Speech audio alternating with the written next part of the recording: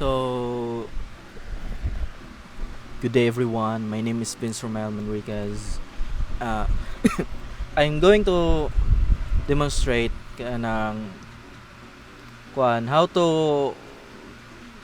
create a project in Supabase and creating tables and ang pag-connect sa table. So first, madto ta sa Supabase. So let's try i-reload na lang nato supabase.com. Sige, supabase.com ta.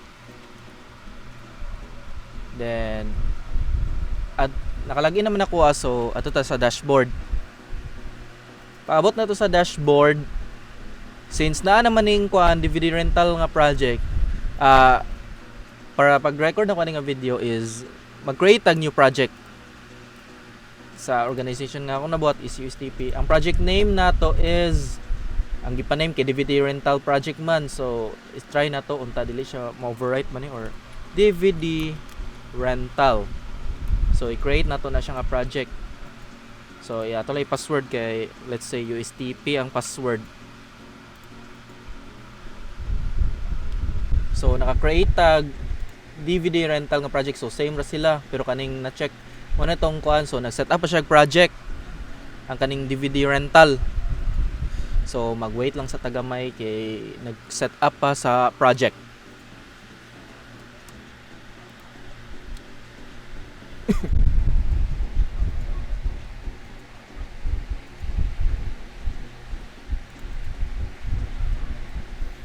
I think it takes time. So i-try lang daw natog open as Supabase. Kasi loading lagi kay siya. Nabuhat na. So mao ni siya. Kuan pa siya sa project status. So mag-create na tog tables. Ani ta diri sa excuse me. Sa SQL editor. So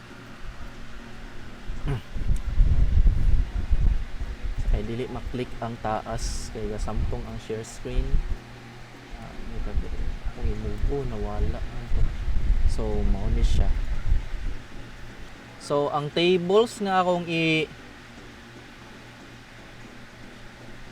ibuhat is ang kaning kuan lang city nga table kay buhatan na to primary key, then ato din siyang i-reference sa address table. Mao ra siya kung i-demonstrate kay kung ato ning puno tanan sa video basin madugay og samot din dili kay mag-provide pa og pag-insert tables og katong mga query nga i-answer. So first is pag-create og city nga table.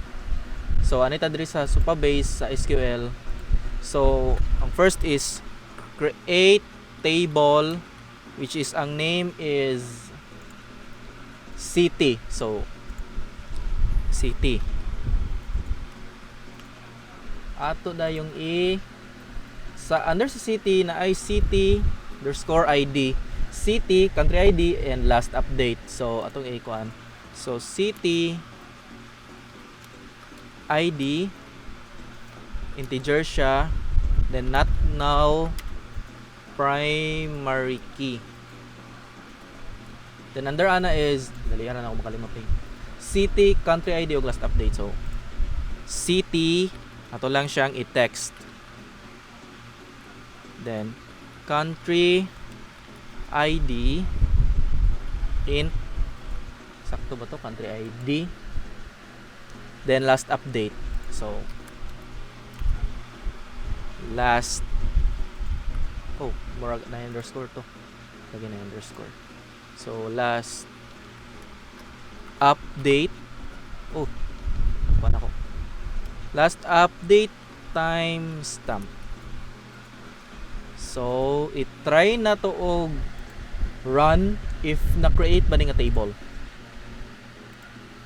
Pwede ra po na to i-click ang control para madali. So syntax error sa man ni line 6. So may kulang na to ning line 6 kani ba?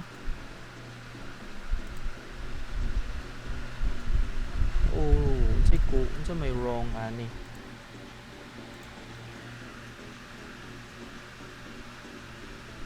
Why?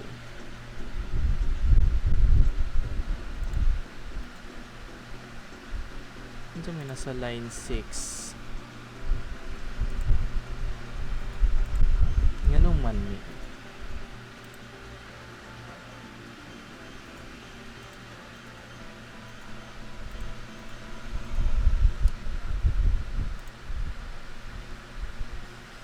Last update na narong na hinuon siya. Ito may na dili baka abot ngan og kuan. Okay. So namali ko kay gibot nga nako siya og kama. Dili na day siya nidubot nga kama basta na sa tumoy-tumoy. So I'm so sorry for that.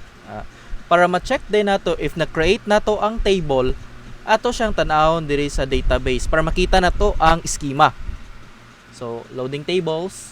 So mao ni siya. So na-create nato ang table nga city.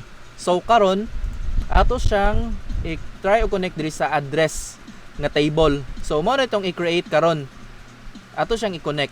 So ato siyang i-reference. So create tag tables, balik ta sa SQL editor.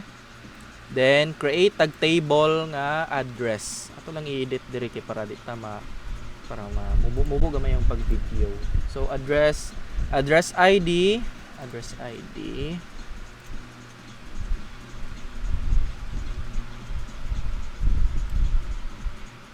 ay mali.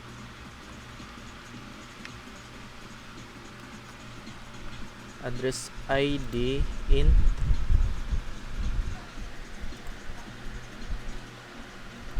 address 1 o address 2 kay address man. So atong pa address 2 dayon nga text. District city ID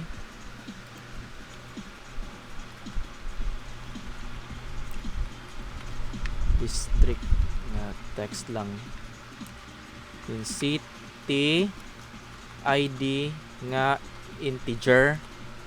Oh, nagdat na ko. So city ID nga int,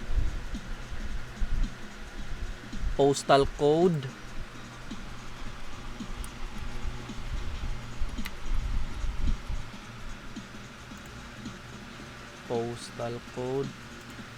so based sa gingon ni ma'am is pwede daw ta mag-int pero pwede po ta mag-text kay naday uban postal code nga na underscore or kuan kanang letters. So para safe atong i-text. Then sa phone, then last update.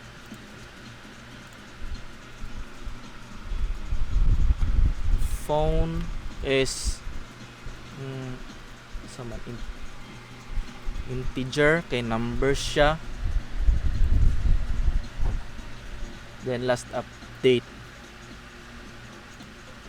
So timestamp. It try din nato siya og connect. Check nato if foreign key city ID references sa city city ID. So sakto ba ni atong i-try og run? Wrong. Postal code text basin need siya underscore. So i-check na to balik. Foreign key city ID. Si mali ani. Kani. Kulang guro. Mali na sad siya. Foreign key city ID references city ID unsa may mali ani. Near foreign may near foreign unsa may mali ani.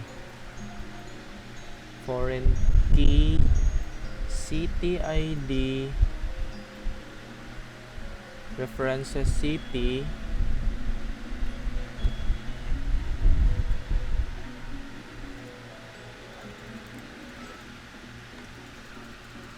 siya? Foreign underscore key? Dili po. Foreign key nga city ID man. Check nato ang katong sample ni ma'am. Okay, murag na mali ito ani.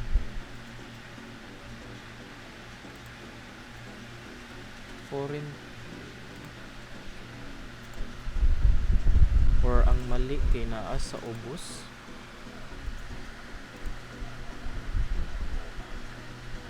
Dili po.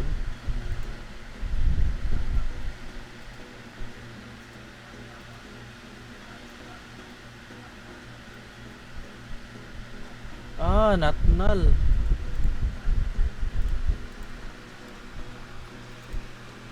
Siguro kami.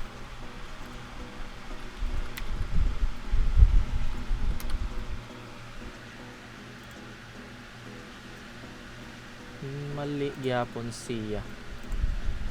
Foreign key city ID. Amang ko nagkamali ani.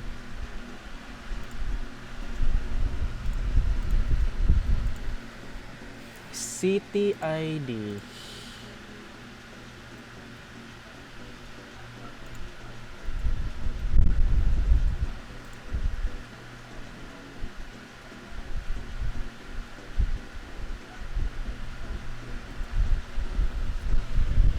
Ano na mali ko?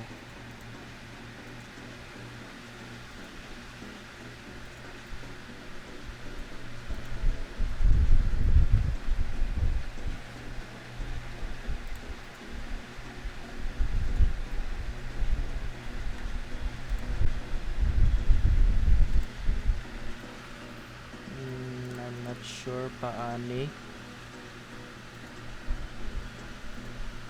At or near foreign.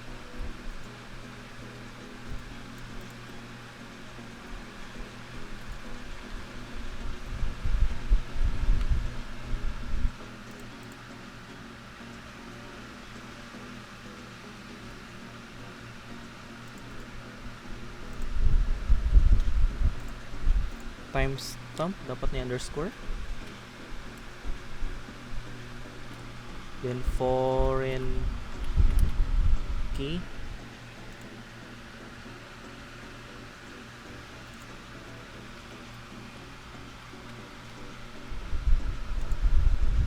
Enclose siya.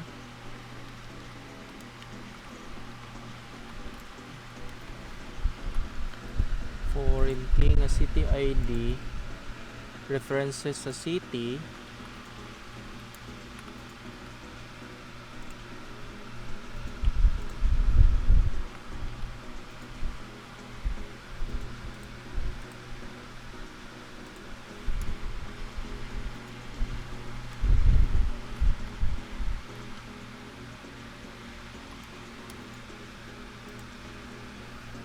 Mali na po lugar ni. Okay. So, ang mali na to ani is wala siya ay kaning kama. So, mao ding near at foreign key. So, i-check na to ang schema if na-connect na ba siya. So, i-check na to sa database. So, nara. So, nakita na to nga kani sila na ay relationship kay gipakita man nga connected ni siya. So ingani ang pag-create sa project, then ang pag-create sa tables, then ang pag-check sa ilang relationship, ang pag-reference sa ang pag-referencing sa ilaha. So mao ni siya ang first part, which is ang create sa project and creating tables. Thank you.